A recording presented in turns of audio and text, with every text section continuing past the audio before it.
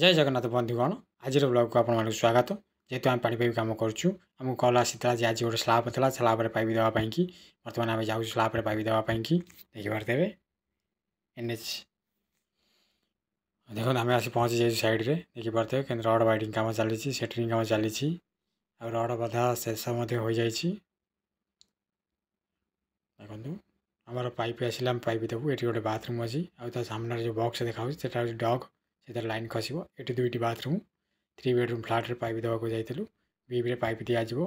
गोर कटिंग नक हाथ कटिंग नक पाइप देदेले पाइप बाटे पाइप जीव करेन्ट काम चली देखो आम पाइप दिखाई जाइए बर्तमान पाइप दे सारू करेन्ट काम चली